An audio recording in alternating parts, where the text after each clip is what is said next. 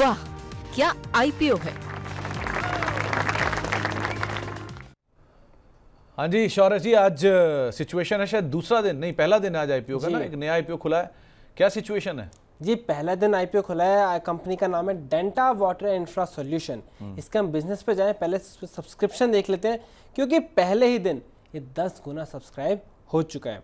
Retail का subscription 11.5 गुना, high net worth individual जो है वो 18 गुना, और क्यूआईबी भी पहले ही दिन पूरी तरह भरता हुआ नजर आया है। वहीं अगर हम इसके बिजनेस पर नजर डालें तो जैसा नाम सजेस्ट करता है, ये वेस्ट वाटर ट्रीटमेंट और साथ ही साथ ग्राउंड वाटर को रिचार्ज करने के कारोबार में कंपनी है।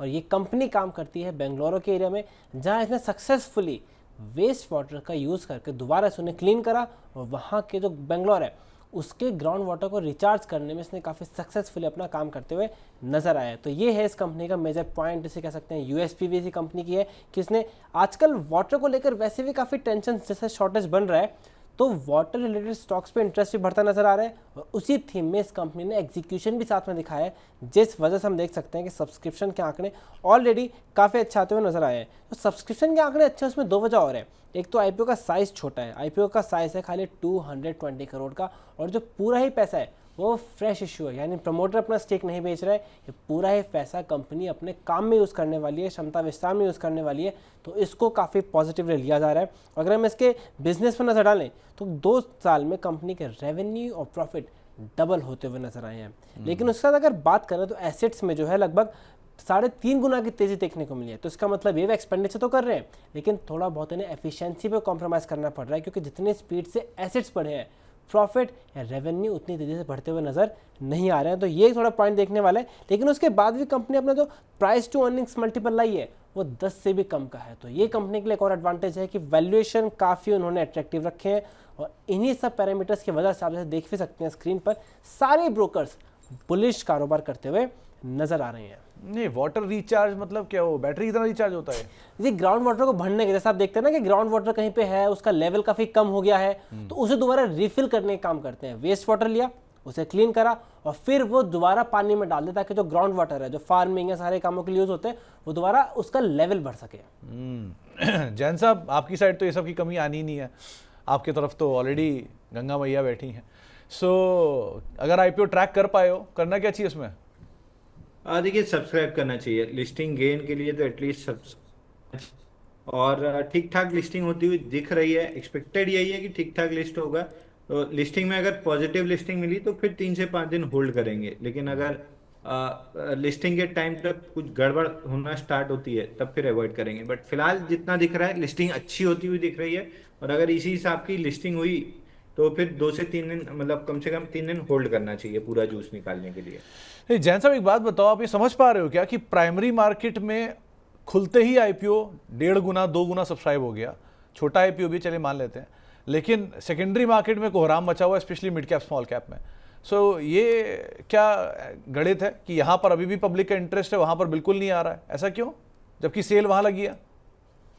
देखिए, प्राइमरी मार्केट एक नया सेगमेंट खुला है, क्योंकि बहुत सारे मतलब आईपीओस पे हम ये डिस्कस करते हैं कि ये 300 गुना सब्सक्राइब हुआ या 50 गुना सब्सक्राइब हुआ। उसके बाद बहुत सारे ऐसे स्टॉक्स थे जो बहुत अच्छा परफॉर्म नहीं किया, आईपीओ के दूसरे तीसरे दिन के बाद से बड़ी फॉल आने लगी। वो बायर्स क्यों नहीं आए? तो एक अलग सेगमेंट डेवलप हुआ है पिछले 2-3 साल में जो सिर्फ आईपीओ भरता है।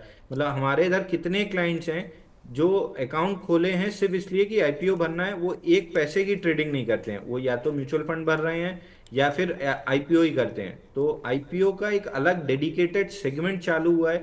मतलब एक क्लाइंट मैं आपको बताता हूँ, प्रजापति जी हैं, उनने अपने पूरे घर के 26 अकाउंट खोल के रखे हैं हमारे पास, और सिर्फ एक काम होता है कि आईपीओ आ रहा है तो एक उन्हें यूपीआई का पूरा उनका वो बना हुआ है एक्सेल, कि उनका क्लाइंट कोड डालो, यूपीआई डालो और वो भेज दो, वो अपना उसको एक्सेप्ट कर लेंगे मैंडेट पूरे 26 अकाउंट का। तो पूरे 26 अकाउंट 25 अकाउंट उन्होंने घर के खोल के रखे हैं कि आईपीओ अप्लाई करना है। फिर सेकेंडरी मार्केट में वो नहीं आते, आईपीओ मिला तो लिस्टिंग पे गेन लेके बेच दिया, नहीं मिला तो अगले आईपीओ पे स्विच हो गए। तो ये एक चीज एक्स्ट्राप्लेट करना, पहली चीज कि इतना सब्सक्राइब हुआ है तो वो सेकेंडरी मार्केट में भी आएंगे। तो बहुत लोग ऐसे हैं जो सिर्फ अभी भी प्राइमरी पे स्टिक कर रहे हैं, सेकेंडरी में नहीं आते, आते भी हैं तो म्यूचुअल फंड के थ्रू आते हैं। तो ये एक अलग सेगमेंट डेवलप हो रहा है, इसकी वजह से आपको आईपीओ में ये चीज़ देखने के लिए मिलेगी कि अगले भी आईपीओ जितने आएंगे उनमें अच्छा खासा अट्रैक्शन मिलेगा देखने के लिए। बट एक चीज़ है, जब ये बबल टाइप की चीज तब बनेगी जब सबसे बड़ा आईपीओ वाला जिस दिन श्योर बोलेगा कि ये सबसे बड़ा आईपीओ आ रहा है, उसके बाद फिर आईपीओ इन्वेस्टर्स को थोड़ा सा समझ जाना चाहिए। सर आप टेंशन लो, हम बोलने नहीं देंगे शौर्य को सबसे बड़ा आईपीओ आ रहा है, आप चिंता ही मत करो। आने भी देगा तो भी हम नहीं बोलने देंगे कि सबसे बड़ा आईपीओ आएगा ही नहीं। तो मेरे ख्याल से वो आएगा सबसे बड़ा आईपीओ। हाँ आने वाला ही है, जब जैसे तो बाजार में तेजी आ रही है कहीं ना कहीं तो आएगा ही। अच्छा शौर्य, एक और नंबर, इंटरेस्टिंग नंबर आप लेके आए थे कल भी, लॉक इन वाला, और आज वारी में उसका इम्पैक्ट भी है।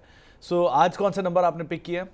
जी सही बात है, हमने देखा था पिछले महीने काफ़ी सारे आईपीओ आए थे। अब जाहिर सी बात है, अगर आईपीओ आए हैं तो उनका लॉक इन भी खत्म होगा। तो आज 3 कंपनियां हैं जिनका 30 डेज का लॉक इन पीरियड खत्म हो रहा है। वह है Dam Capital Advisor, Concord Enviro System और ममता मशीनरी। और हमने तीनों में ही देखा था कि जिस दिन आईपीओ आया था उस दिन एक ज़बरदस्त लिस्टिंग देखने को नजर आई थी। तो 3 आईपीओ के लॉक-इन्स खुल रहे हैं 22 जनवरी को, यानी कि आज। तो कल इनके ऊपर आप वैसे भी नजर रखेंगे। डैम कैपिटल, कॉन्कॉर्ड एनवायरो और ममता मशीनरी, ये तीनों चले ही बहुत थे। जैन साहब, डैम कैपिटल मेरे ख्याल से गलत नहीं हो तो 70-80% का तो गेन उसमें उसी टाइम आ गया था, और ममता मशीनरी भी जबरदस्त चला था। अब लॉक इन खत्म हुआ है, करना क्या चाहिए इनमें? देखिए सर, तीनों स्टॉक्स में अगर आप देखिए तो वही चीज हुई है जो मैं कहता हूँ कि पॉजिटिव लिस्टिंग के बाद अगर पहले घंटे 1.5 घंटे के बाद एंकर वीवैप बन जाता है, मतलब वीवैप आ जाता है, उसको स्टॉप लॉस की तरह यूज कीजिए। और 3 से 5 दिन अगर ये स्टॉप लॉस नहीं कटता है तो होल्ड करके पूरा जूस निकाल के बाहर होइए। उसके बाद आईपीओ बेस बनने का वेट कीजिए। तीनों स्टॉक्स में पहले, दूसरे, तीसरे दिन के बाद से जो बम्पर लिस्टिंग हुई थी, कंप्लीटली सेल ऑफ मोड में 440 450 से गिर के 300 रुपये आ गया डैम कैपिटल। उसके पहले ये सीई वाटर, ये भी 850 के आसपास से गिर के 640 आ गया तीनों में। और लास्ट बचा है ममता मशीनरी, इसमें भी वही दिक्कत है कि अच्छी लिस्टिंग के बाद next day vertically V shape down move आया और 620 से गिर के 400 रुपये आ गया। तो अभी जब ये स्टॉक्स और मार्केट में आएंगे तो जैसे लिक्विडिटी आएगी और डाउनसाइड ओपन अप होती हुई दिखेगी। आज आपको वारी एनर्जी में उसका असर क्लियरली दिख भी रहा है। तो तीनों में कल थोड़ी सी और गिरावट आपको एक्सटेंड होती हुई दिख सकती है, और ये गिरावट फिलहाल और कंटिन्यू रहेगी क्योंकि कोई भी रिवर्सल या सपोर्ट के स्ट्रक्चर पे नहीं खड़े हैं। तो ये थोड़ी सी बिकवाली और गहरा सकती है इस खबर के मद्देनज़र, इस ट्रिगर के मद्देनज़र। जो भी आईपीओ आते हैं बढ़िया तेज़ी आती है। अब लॉक इन क्या होता है? लॉक इन वो होता है कि जो एंकर इन्वेस्टर ने पहले से पैसा डाला हुआ है उनका समय आ गया है निकलने का, 30 डे 90 डे। वो आपको शौर्य अलग अलग तारीखें बताते रहेंगे, उन तारीखों पे आप रोज़ बरोज़ नज़र रखिएगा। लेकिन कल उन्होंने बताया 3-4 नाम, 2 नाम, बिल्डर था एक दीपक बिल्डर्स और साथ साथ वारी, और आज उनमें इम्पैक्ट है। अब कल आपके लिए 3 नाम हैं, इनको भी आप अदरवाइज नजर रखिएगा, शायद यहाँ पे इम्पैक्ट होता हुआ दिखाई पड़ सकता है। इम्पैक्ट तो ऑलरेडी नजर आ रहा है। अगर तीनों स्टॉक देखें तो वो 4 से 5% गिरते हुए नजर आए हैं। डैम कैपिटल 4.5% के आसपास गिरा, ममता मशीनरी ऑलरेडी 5% गिर चुका आज के कारोबार में, और कॉन्कॉर्ड एनवायरो में भी 4% के आसपास से गिरावट है। तो यानी रिटेल निवेशक छोड़िए, ऐसा लग रहा है जो प्रोफेशनल एंकर इन्वेस्टर है उन्हें भी जैसी मौका लग रहा है तो एकदम निकलते हुए नजर आ रहे हैं। भारी बिकवाली एंकर इन्वेस्टर रिलेटेड स्टॉक्स के अंदर ये रोज बरोज आपको बताया जाएगा, तो इन सब स्टॉक्स के ऊपर आप अदरवाइज नजर रखिएगा। बहुत बहुत शुक्रिया शौर्य हमारे साथ मौजूद रहने के लिए, आईपीओ से बातचीत करने के लिए, और वाह के आईपीओ का हिस्सा बनने के लिए। वाह क्या आईपीओ है।